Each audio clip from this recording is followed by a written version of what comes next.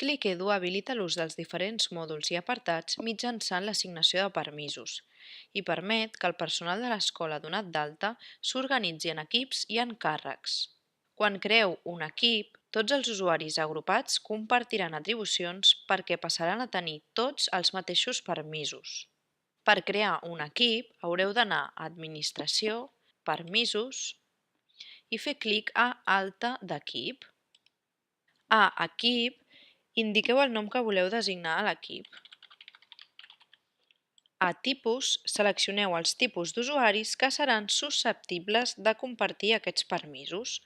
El tipus determina quins usuaris podran ser triats com a integrants de l'equip. A continuació, podreu seleccionar tots els permisos que voleu assignar a l'equip que esteu creant. Des del botó Mostrar tots els permisos, podreu veure desplegats tots els permisos que estan agrupats en diferents apartats. Seleccioneu aquells permisos que voleu donar a l'equip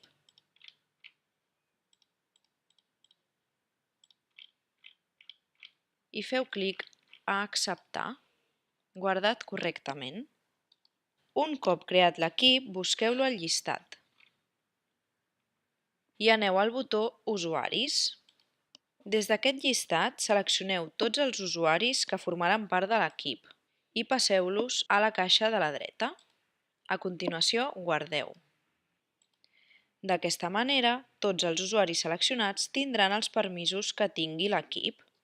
D'altra banda, si voleu especificar atribucions a un únic usuari, cal que li designeu un càrrec, de manera que només aquella persona tindrà aquells permisos. Per fer-ho, aneu a la pestanya Càrrecs i feu clic a Alta de càrrec.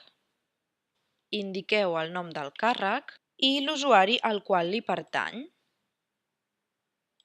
A Tipus de càrrec, indiqueu quin tipus d'usuari és, si és personal docent o si és personal d'administració i serveis, o tots dos.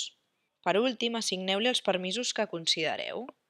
Podeu fer servir l'opció Seleccionar-los tots o l'opció No seleccionar-la cap i anar marcant un a un.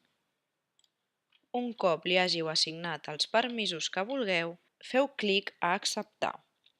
Ja haureu creat un càrrec concret amb els seus propis permisos. Així doncs, el càrrec és unipersonal i només aquella persona tindrà els permisos que li designeu, mentre que els equips estaran formats per un conjunt de persones que compartiran els permisos que els doneu. Recordeu que els permisos són complementaris i es sumen entre ells, és a dir, una persona pot formar part d'un o més equips i alhora tenir un o més càrrecs.